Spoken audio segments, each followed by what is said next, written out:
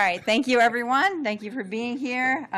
This is our Montgomery County Council state legislative session for today, February 24th. In our packets, we have a number of updates. We'll get an update on the General Assembly session to date, and then so there are a couple of things that we need to do in the next hour. One is talk about the federal earmarks that are in your packet. And then also there is a draft stakeholder letter regarding developmental disability administration. Both of those things we'd like to get council input on. And then we would also like to review some of the local and bi-county bills that we've been tracking, and we do have representatives here from the planning department as well, because there's some housing bills that we can get an update on. But I will turn it over to the team and get us going. All right. Well, thank you. So just a little bit about the General Assembly session. I think you've all read in the newspapers some of the challenges that Maryland is facing, and they are particularly difficult because of the federal landscape, which is hard to understand. So typically the General Assembly, the first house that moves the budget, would be putting its budget out probably like on the 10th. Everything's delayed by probably at least 10 days. So the House won't be putting out its budget until probably the 17th or sometime the week of March 17. So there is a 83-day kind of a goal that's always set, and a lot of people think, well, if they don't pass that budget by that date, they're in like a whole world of trouble. That's not uncommon for the governor to send down a letter that potentially extends the session if they're not able to decide on a budget. Hopefully that won't happen. They still have time to make that happen. But the thought is that they want to see what happens on March 14th at the federal level. Get a sense of whether that's some contextual information that helps them make decisions or doesn't hold them making decisions up.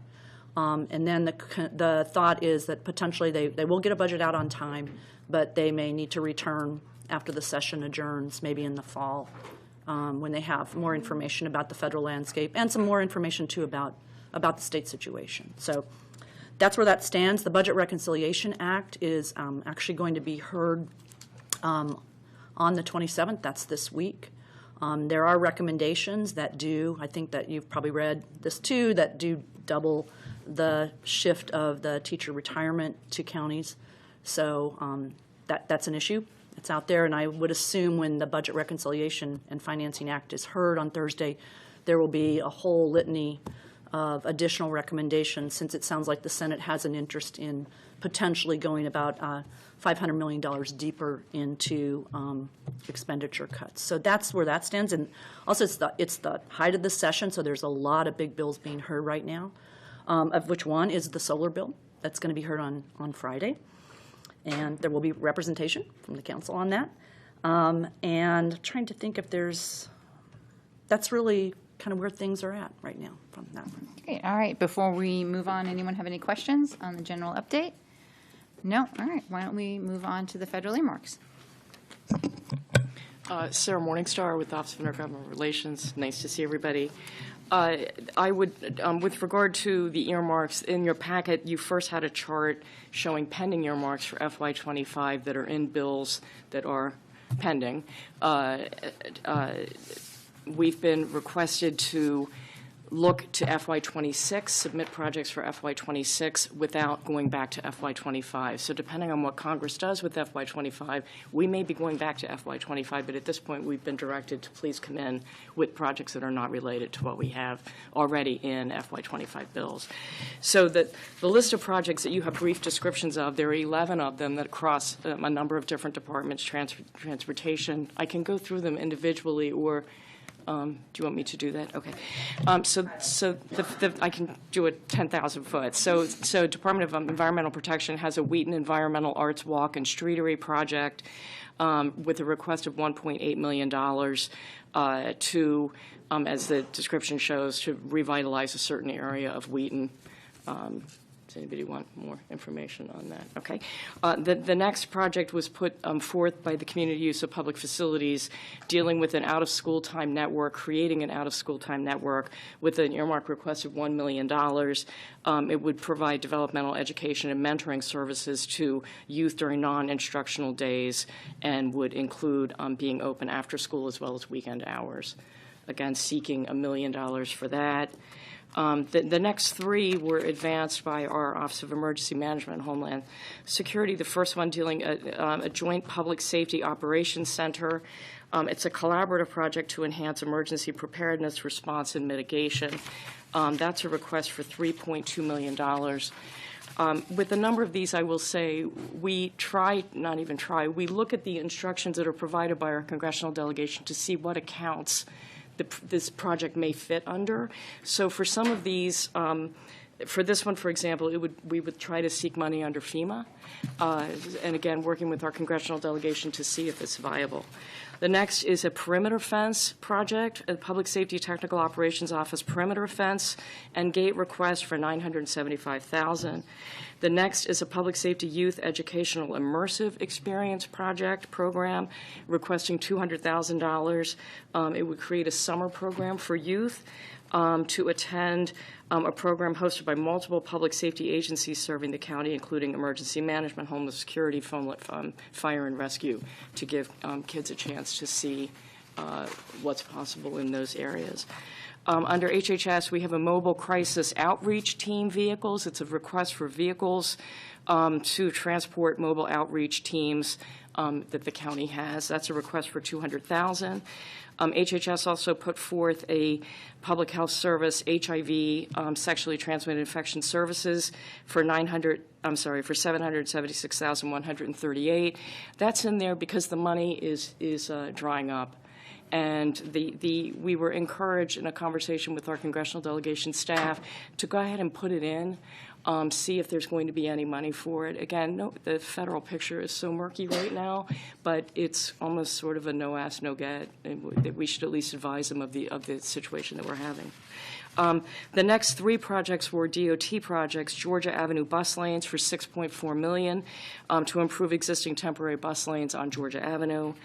The next one seems a little different, but it was DOT right-of-way stump removal. The county has a multi-million-dollar hole for trying to get stumps done.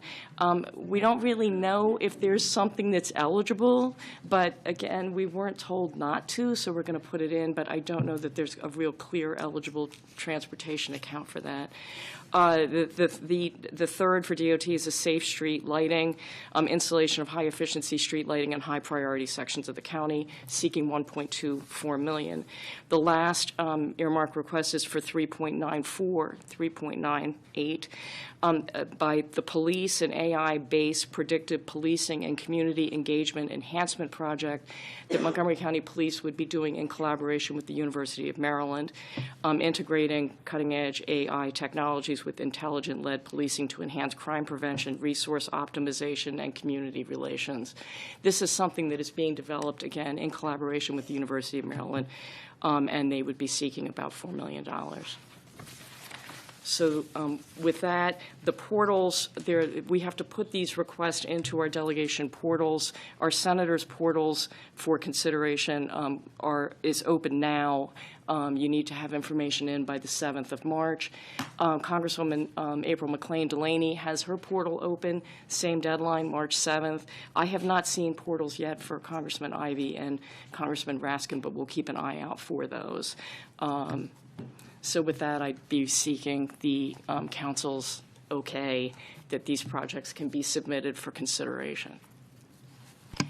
Any questions, or Councilmember Sales? So moved. I have it moved. Second. Any other question? No? All those in favor, please raise your hand. All right, and that is everyone in favor of submitting these for the federal earmarks. Thank you, Ms. Morningstar. Great. Anything else on earmarks, or I think we also had in our packet the local bond initiatives? Yeah, and this is a new entry. We usually provide these. These are just requests that are coming in that we're tracking. They're coming, projects in Montgomery County that are looking for state capital grants. And one thing that we do like to look at, too, is on occasion, some of the sheets they'll reference where they're looking for a county commitment, and we like to let you know that, too.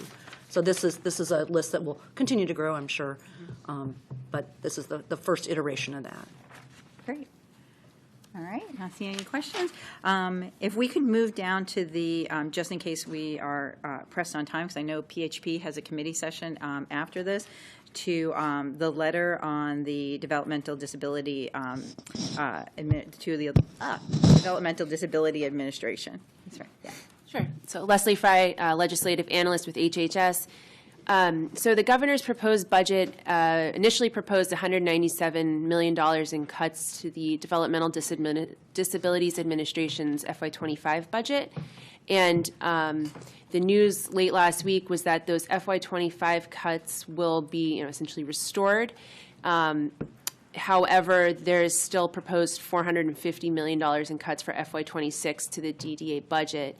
And so one of those cuts directly affects providers in Montgomery County. It's called the geographical rate differential, and what it does is it allows DDA to reimburse our providers at a slightly higher rate given the higher cost of living and doing business in Montgomery County and 4 other counties in the state. So what you have before you is a draft letter that we would like you to sign on to, along with representatives. We've approached all 4 other counties affected by the elimination of the geographical rate differential in the FY26 proposed budget, just asking to reconsider that cut. All right, so I have Councilmember Albanaz moved, Councilmember Friedson second. Any other questions or comments? All right, all those in favor of moving the letter? All right, we're signed on. Thank you. Great. All right. I guess we can go back to local bills and get an update on this. We have 2 in the packet that we just wanted to bring back because they had gotten a lot of conversation, and so they were, and now they have been, their status has changed slightly, and one of them is the WSSC transparency bill, and the other one is the school board compensation bill, and they're both Kathleen's. Mm-hmm. Good afternoon, Kathleen Boucher, Special Assistant to the Director, Office of Intergovernmental Relations. So the first bill there, MC 625, you'll recall there was a discussion of this bill once before with Council, and as the bill came in, it mandates a system-wide closure for 6 days. The 6 days are listed there in the first page of the memo. And among other things, the council had some concerns about some informational testimony that had been provided by a Board of Ed rep at the public hearing on this bill. The board had been concerned that the bill would apply to next school year, and that calendar has already been set by the board. That was one concern. Another concern was that these 6 days are already on the calendar as no students attending. 5 of them are non-instructional days where neither students or teachers attend, and one of them is teachers attend but students don't. Each of those days for the SEIU workers, the hourly 10-month employees at MCPS, each of those 6 days, they are non-work, no pay days under current practice, current law. And the board was concerned that by making these 6 days mandatory school-wide closures, that it would impact collective bargaining negotiations with SEIU employees. And they were concerned because Museum, what will they find? Well, this museum, given the name Josiah Henson Museum and Park, it tells a little bit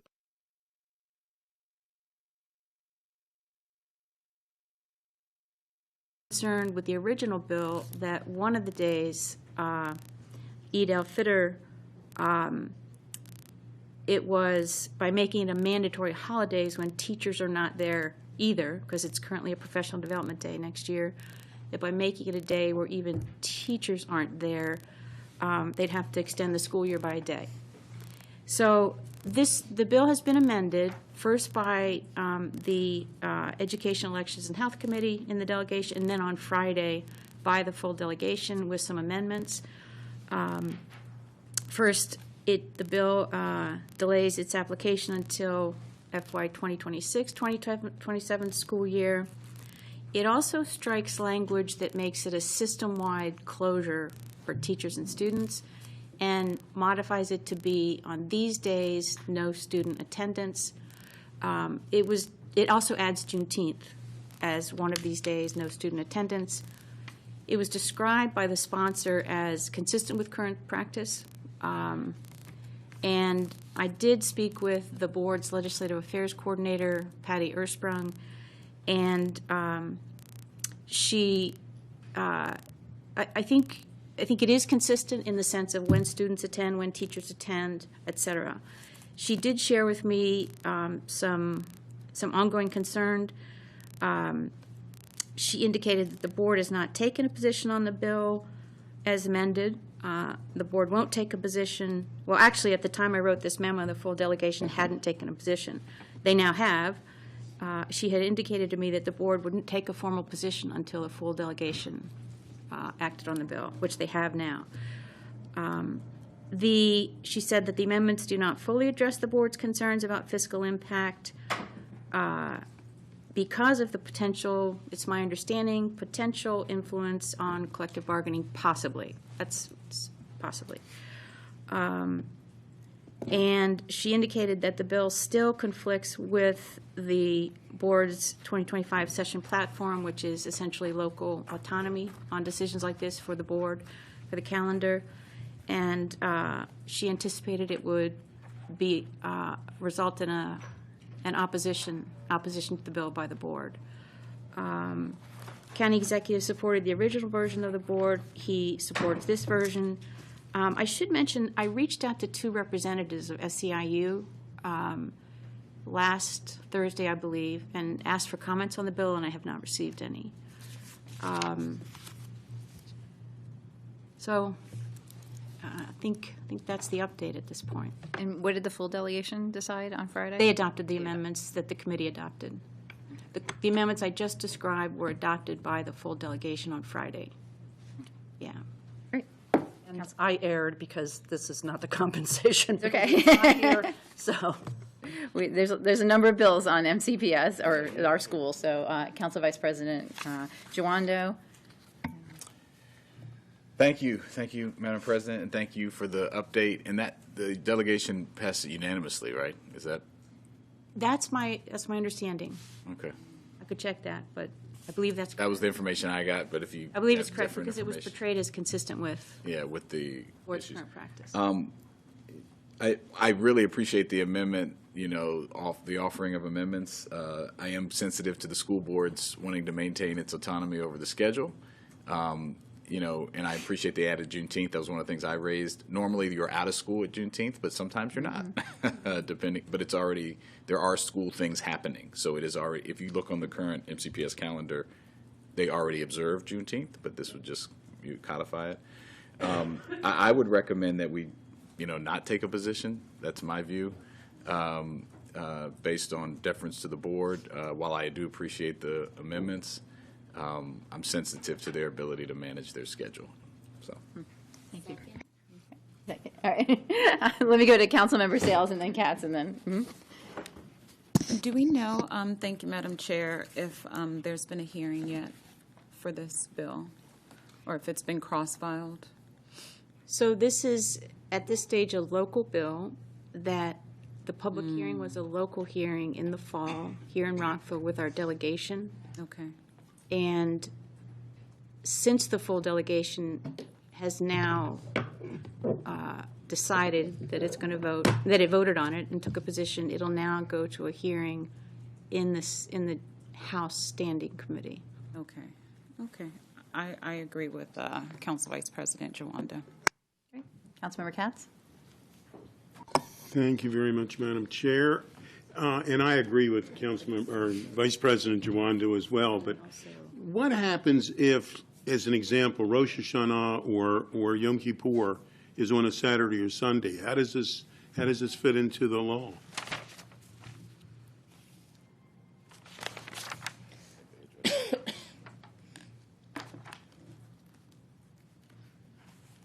I'm not sure. Because that does happen, obviously, and I'm sure with other religious events, other religious holidays, that would happen. The students would, and the teachers wouldn't be there, but somehow there should be provisions for that. I can tell you that the bill, as amended, applies to the first day only of Diwali, Eid al-Adha, Eid al-Fitr, Lunar New Year, Rosh Hashanah, Yom Kippur, and Juneteenth. That's the language of the bill. Somehow somebody needs to look into that one. Thank you. Thank you, Madam President. Thank you. All right, Councilmember Mink. Thank you. I'm fine with everything that's been said. I'll note that I've heard from constituents who want this to happen, and I understand because they've been advocating for this for a long time. I also understand the limitations realistically that we face, and I appreciate the amendments to try the effort there to kind of walk the line. I would like to come back to this after the board takes a position, and I would be interested to hear certainly respect the the comments in regards to them having autonomy over their own calendar. That being said, this went to the state delegation through the state delegation because it has not yet been addressed. So if the board decides not to support it, then it would be great if they could also provide any feedback about how they're approaching addressing this issue locally. Thank you, Councilmember Glass. Thank you, Madam President. I appreciate the delegation working through some of the issues. Clearly, there might be more that need to be addressed, but I supported the bill before, and I'll continue to support the bill. Okay, anyone else? All right. So I think Council Vice President Giwando suggested first not to take a position on that. You want to make a motion to do that? Sure. Yeah. I can modify. We can, if there's a desire to take a position. I think I had previously. Everyone supports the intent of the bill. Mm-hmm. The question is, what's the best way to get at it? These days are already off. Does the board? But after hearing Councilmember Mink, if we wanted to take hold until the board came back with their discussion, and if we had any additional information, I could move to hold. Okay. All right. All those in favor of moving to hold until we hear from the Board of Ed? That is 10 to 11. Are you in opposed that or sustain? I'd like to be noted as supporting the bill. And Councilmember Glass supports the bill. All right. So this one we will come back to. It stays on our list. Next is the WSSC bill. Okay, this bill has been. This bill has traveled fast after having a lot of discussion for weeks in the Metro Wash Committee for the delegation and then the delegation itself. So it was amended by the Metropolitan Washington Committee significantly. The full delegation adopted those amendments, also adopted those amendments, and it sped through the Prince George's County delegation and has been voted favorable by the Prince George's County delegation. So the amendments, like I said, are significant. There's a narrative of the amendments on in attachment 6, page 30. There's a reprint. Madam President, I can try to do an overview of the key pieces of the bill. Would that be helpful since you haven't heard? Broad, yeah. Okay. And I know we have representatives from WSSC here as yes, well. Exactly. If they need to jump in. Yeah. Exactly. So first, it makes the DEP director one of the commission members for Montgomery County. It also gives discretion for that to start at the end of the term for the next commissioner whose term comes to an end, or for the second term that comes to an end. Sort of gives some discretion there when to start this new practice. And so there's some amendments in there that amend current law to make that workable director doesn't have to be a resident of the sanitary district. It's a voting member, can serve as chair or vice chair, and some other tweaks there to make sure that model would work. And of course, to say it's not a salaried position, so some tweaks like that. The bill requires WSSC to undertake and prepare a long-range comprehensive financial plan. I won't go into the specific elements of that. But that's on page 35. It requires that a lot of information be posted on WSSC's searchable website relating to that long-range comprehensive planning undertaking. It strikes provisions of the bill that would have modified the number of times that a ratepayer can go to WSSC and for a relief for a unusually high bill. Strikes that and requires a report, essentially a report on how often customers are doing that, and also to develop new processes for how to handle these high bill situations. Interestingly, it goes to the Inspector General's office and has added some provisions there going to the independence of that office. The budget of the Office of Inspector General for WSSC now goes through their audit committee for recommendations to the general manager and then the commission. The bill would skip the general manager stage, so the Office of Inspector General's budget would go through the audit committee and then to the commission. It adds a requirement every 3 years for an external independent peer review of WSSC, and it outlines what would be included in that peer review, which would be submitted to the county councils on both sides and the delegation.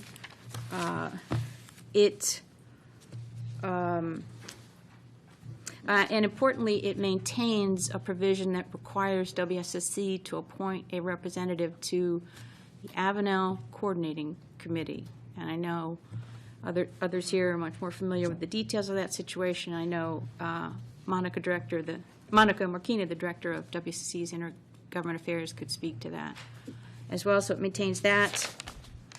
And then there had been a requirement that the Department of Legislative Services do a major evaluation of WSSC, and that has been shifted to WSSC's Inspector General doing that, and the Inspector General submitting it to the DLS, and DLS then reviewing it and reporting back to the delegation. I guess one more thing was the bill had required had included some language about WSSC doing long-range planning scenarios under which it might use its ad valorem taxing authority, which it has never done and does not intend to do. So the language that's still in the bill still requires a report. It acknowledges the General Assembly's intent that even though WSSC does not never has imposed the taxes, doesn't intend to impose the taxes, that WSSC will nonetheless work with SSTAT and other stakeholders to assess ad valorem taxes that might be necessary to support Commission's debt, and then to report again to the delegations and the county councils. I think those are the key provisions. And again, Ms. Marquina could speak more to how those came about, if you'd like. Right. And I'm sorry if I missed it, but this is also something that the delegation took up on Friday. And well, what happened on Friday is that the Prince George's County delegation voted it out. So it's now gone through both right delegations and is on to the House Standing Committee hearing. Great. And has WSSC taken a formal position? So that might be more appropriate for Ms. Marquina. I did listen. The commission did review these amendments at its monthly commission meeting last week. Mm-hmm. What I took from that was it affirmatively supported the Inspector General changes, that part of it. It was not Ms. Marquita can speak to whether there's been formal amendments placed along the way. The commission also instructed WCC staff to continue discussions with the sponsor about the ad valorem piece, and then I'll defer to you. Of course, thank you so much, Kathleen. Good afternoon. For the record, my name is Monica Marquina, WC Water Government Affairs Director. Great to see everyone today. As Kathleen mentioned, WCC Water has collaborated closely with the bill sponsor. We appreciate all the work that he's put into it to address our concerns. And at the end of the day, there's two remaining issues that we're still working through. The Commission is not taking a formal position, but we have been directed by our commissioners and provided us with some guidance on how to go about working with the bill sponsor. So overall, the two remaining issues are Avenel Coordinating Committee and the ad valorem tax. With the Avenel Coordinating Committee, as you know, the way the bill is written currently, WCC Water feels strongly that this moves us towards arbitration and litigation. We do recognize that Delegate Corman has a difference of opinion at this. He's recently made a recommendation for an agreement outside of legislative remedy, which we do appreciate, and so we're currently reviewing that. So there is a potential to have that provision removed, but also address the concerns of the Avenel community. WCC Water is committed to continuing to collaborate with the community and other stakeholders to reach a balanced solution that aligns with the interests of the community, but also of our ratepayers in both of our counties that we need to be sensitive to. And Kathleen also mentioned the ad valorem tax. This is another area that we appreciate Chair Corman working with us. It's now in the uncodified language, and it has some language that we do appreciate that reiterates that we have no intention of using the ad valorem tax. It's this for this one-time assessment or report to work with ESTAT and the counties. We just want to make sure that our customers, our rating agencies, and others understand that the Commission has no intention of taking this action to use the ad valorem tax as a mechanism to address our debt services or other areas. And so those are two areas that the Commission felt strongly about to working with Delegate Corman. As I've said, we've made many amendments since this bill was introduced, but the Commission has not taken a formal position on the bill. Great. Thank you for being here and giving us that update. I have Councilmember Sales and then Friedson. Thank you, Ms. Marquina, for being here. Given that one of the requirements of the bill is for the DEP director to become a commissioner, have we checked with the DEP director to see if he has the capacity to take on this role and responsibility? Yes, the DP director has been involved in reviewing the bill, thinks it's a good idea, and advised the county executive he thought it was a good idea, and the county executive supports it. Okay, all right. Councilmember Friedson? Yes, thank you. I've worked very closely with the sponsor here. We share the jurisdiction in our districts. This has been an ongoing conversation, and appreciate the collaboration that has taken place between WSSC and the sponsor and working through some of these issues. I do think we held this last time to allow for some of those conversations to occur.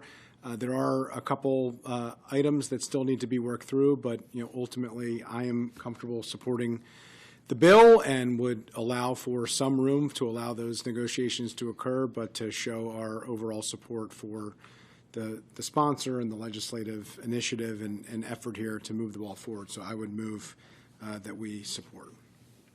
Okay, great. I have a motion to support. I have a second.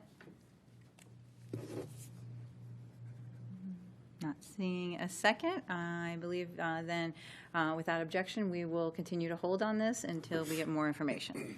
Okay. Thank you, Ms. Martinez, for being here and continuing the work on this. All right. I think those were all the local bills. I want to thank the team for continuing to update the chart. So, Councilmember Mink, did you have another bill you wanted to raise before we move on to statewide bills? Yeah. Okay. Yep. Appreciate that. MC 1125, that's the one on the common ownership communities. That one, I've been getting some feedback from residents, especially at Leisure World, but I wonder if their concerns might apply to others as well, about issues that bill could cause them. And so I was looking at the chart to try to figure out exactly where we had landed, which is like hold with support, I think.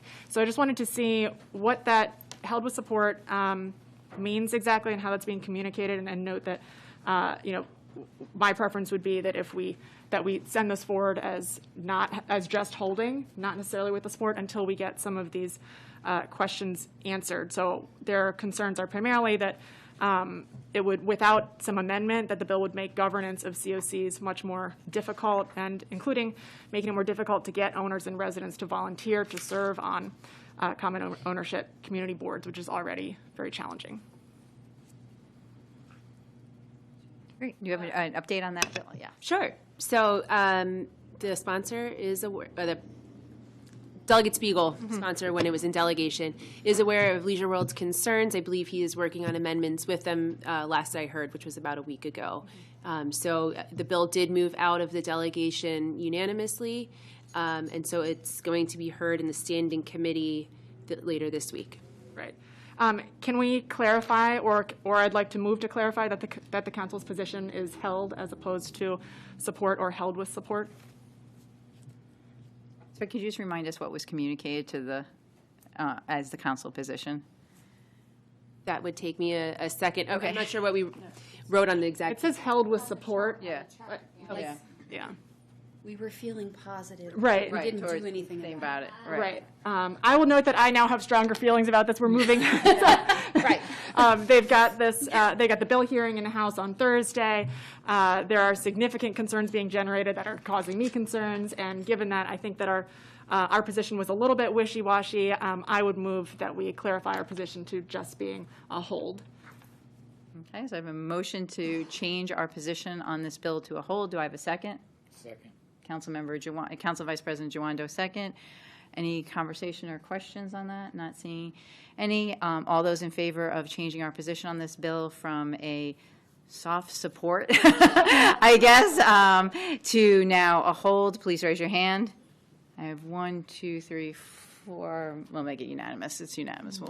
So noted. Thank you. Thank you. Thank you. All right. Any other local bills? All right, now we're moving on.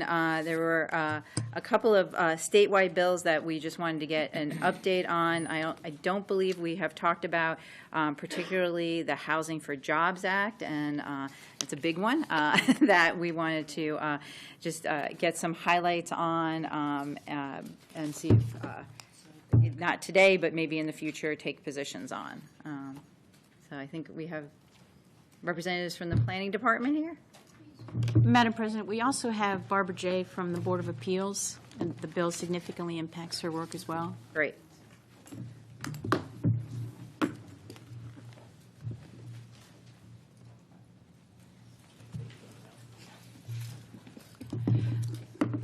So just to get started, this is the governor's initiative, and it's intended to create a mechanism for identifying shortages of housing units by comparing housing stock to the total number of jobs in a region and then down to the county level. Specifically, if there's more than 1.5 jobs per housing unit, it's considered a gap, and the bill's provisions get triggered. Once that gap is closed, the bill sort of no longer applies. It's intended to move counties to getting to yes on approval. I mean, this is language we've heard from the governor's reps for months now. And it has language that that requires that housing project applications be approved unless the reason for denial outweighs the community's need for housing, and establishes 9 specific factors that can be used to deny housing project applications. I should add that the reason that Ms. Givani is here and Ms. Jay is here is because the definition of housing project application includes site plans, everything the planning can speak to this. It includes conditional uses that go to the Board of Appeals. It includes variances that go to the Office of Zoning and Administrative Hearings. It includes building permits issued by DPS. It's very, very broad. I we coordinated a meeting, and your council staff, Naeem Mia, was involved as well, just to go over this bill. Do we all understand it the same way? What issues are there? And I'm in the process of consolidating concerns by OZA, Board of Appeals. I know Ms. Gavani can speak to the Planning Department, DPS, County Attorney's Office. MACO opposes the bill. I know Mr. Friedson probably will call that vote. But MACO is also working on amendments that would possibly allow it to withdraw its opposition, or at least it would make the bill better. In the packet, I've included a lot of amendments that MACO is working on. MACO has also raised a number of questions about this concept of how to measure a gap. A lot of questions about what data is used, how that's calculated, et cetera. Those questions are in your packet, also attachment 8. I know we spoke to the county executive this morning, and from his perspective, he directed us to keep working with MACO on consensus amendments reflecting county concerns, because they're similar throughout the state. I think it might be best to defer to Ms. Gavani and/or Ms. Jay at this point, because I'm still consolidating their concerns. And also, is Victor Salazar here? There might have been, I think a representative of DPS might have been here today as well. I don't see them because of the scope which reaches DPS building permits. Great. Thank you. Well, I think today, given the short amount of time we have and the complexities of this, if we could just give us some feedback on where we are with the process and where the planning department is, and I'll turn to Ms. Jay. Lisa Gavoni for the record, Planning Department. So the Planning Board has taken up this bill several times. The Planning Board is supporting this bill with a significant amount of amendments and questions for clarity, a lot of which were referred earlier. The Planning Board feels that this is an important bill that can help get to a place of yes, but it is important to note that for us, at least at the Planning Board rarely denies projects without a good reason.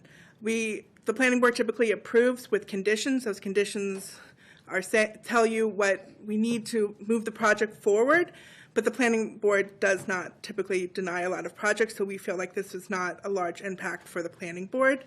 We do have significant concerns about the methodology and a lot of the details that we're working with the state to get clarity on and through MACO, but that's where the Planning Board is at this time. Thank you. Ms. Jay? Hi, Barbara Jay with the Board of Appeals. Our concerns are really more parochial, but this bill does encompass the variances. Speaking on behalf of OZA, it encompasses conditional uses. The definitional section, housing development project and residential real estate projects are not defined, and when they are defined, they encompass these aspects of our work, and they set a different standard for granting these things than has been established by the county council acting as the district council. And in addition to, and as Kathleen alluded to, says that not only do they have, if we wanted to deny something, do they have to meet this other standard, other set of laws, but they also have, the reason for the denial has to clearly outweigh the need for the new housing. And I guess the only other thing I would mention is that this legislation changes the legal standard for review of the board's decisions from substantial evidence to clear and convincing evidence. It also changes the appeals process for most of these types of decisions so that they go straight to the circuit court. Great. Thank you for providing that overview. Does anyone have any questions at this time? No? Councilmember Friedson, as our representative of MACO, do you have anything to update us on MACO's position? No, I think you heard it, and it sounds like the county executive has a similar view. There's a number of amendments, some of which are technical and some of which are more philosophical in terms of land use authority, but that MACO is trying to get addressed. And I don't think that support or opposition of a statewide bill that's the governor's top priority outside the budget is a meaningful way for us to be engaged. But I think having our subject matter experts working with MACO to try to work through some of these issues is probably the best approach. I do appreciate the fact that the governor is moving forward with a philosophical view that housing is infrastructure, and we need to have housing infrastructure in order to jumpstart the economy. That's a very important message that we need to send. We need to be easier to build housing than it is, but there are significant implementation and local concerns that are not unique to us in many cases, and I think those things can hopefully be worked through. Thank you. And thank you for folks being here today and providing us with that update. As Councilmember Friedson said, given this is such a priority of the governor and a pretty complex bill, we just want to give an overview to the council on where that was. All right, so then we'll move on. I think the next statewide bill we just wanted to highlight was on the regional transportation authorities. Yes, so last year there was a piece of legislation that was introduced. It was very, very broad. It just literally said there are these authorities. This is a more sophisticated version of that. It basically creates 3 transportation authorities. They are, there's one in the Baltimore region. It's the Baltimore Region Authority. It's Anne Arundel, Baltimore, and Howard counties in Baltimore City. And then there's the Capital Region, and that's Frederick, Montgomery, and Prince George's. And then the third one is the Southern Maryland Region, and that's Calvert, Charles, and St. Mary's counties. So a lot of the fairly lengthy piece of legislation is, I don't want to call it boilerplate, but creating the legalese of creating these authorities. But what is unique about this piece of legislation relative to last year's is it actually creates financing mechanisms. So it creates financing funds for these 3 regional authorities. And the sources of those, for the funds are retail sales tax, hotel tax, and transfer tax. And so and it goes into a lot of the detail about the decision-making, the creation of the authorities, that they have an executive director who's on the authorities. It's county leaders, it's municipal leaders, because there's municipalities involved in a lot of this. And then what their charges are, what type of flexibility they have. They would be able to issue debt, and also about how the financing, how it's split down at the local level. But it's largely a 70 authority, 30 back to the subdivisions in some manner. And that's the bill. It's a big bill. I mean, this would be a complete, obviously a complete departure from the way that Maryland has structured its means by which it policy-wise thinks about infrastructure investment and finances it. So I know that the House sponsor here is Delegate Spiegel. He was the sponsor of last year's bill too. I don't know. I mean, it is a big piece of legislation, and we spent earlier a lot of time talking about the state's general fund problems. It also has very significant transportation funding problems as well. So it'll be interesting to hear, where this goes, if it goes anywhere this year. But I think that the discussion about the piece of legislation could be interesting. So. Great. Thanks for highlighting that. Anyone have any questions on that bill? No? All right. Okay. We have one more just to get an update on. That's right. This is a piece of legislation that you are familiar with. I'd call it the tax rate differential legislation. So municipalities have the ability to distinguish between different types of properties and apply taxes to that. The counties do not have that same authority. And so what this piece of legislation would do, and it's been in a couple of times in different formats, is authorize that ability for county governments to pass local laws to allow the setting of differential rates between commercial, residential, industrial. And one of the criticisms of the piece of legislation that was introduced last year was the inability, particularly for mixed-use projects, to distinguish between residential, commercial. So this piece of legislation creates a scheme by which counties who wanted to pass enabling legislation to do this would create exemption and/or credit systems to ensure that residential properties within mixed-use buildings, where there might be retail, commercial, et cetera, would not be subject to the tax, or they would be exempted from it, or there would be a crediting system applied to credit that off. So the purpose of these funds, if a county would do this, they're restricted to how they might use the funds, and it's for transportation, including the creation of special taxing districts. It would be for transportation capital. And it's also would be allowed to be applied county-wide, and a county could use that to help fund the local share that they're obligated on the blueprint. So those are the two uses of the fund. Again, this is enabling legislation, would require a local piece of legislation to pass to implement it. And again, this is mirrors to some degree, but with more restrictions, including what the rate differential could be, the authority that municipalities have now. Great. Thank you for that update. Anyone have any questions? Yes, Councilmember Mink.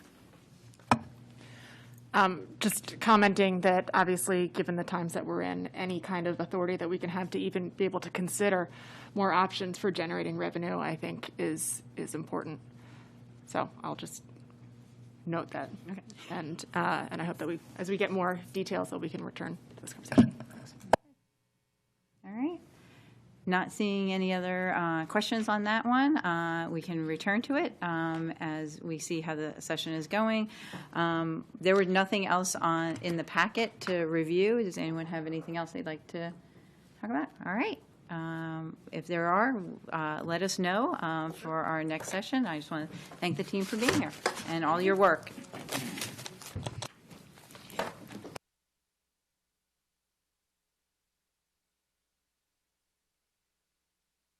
That can respond quickly, and so people think twice about doing something here. And it's anybody who's been around Montgomery County long enough knows that's a change in approach to what we're doing, but it's a necessary change in approach.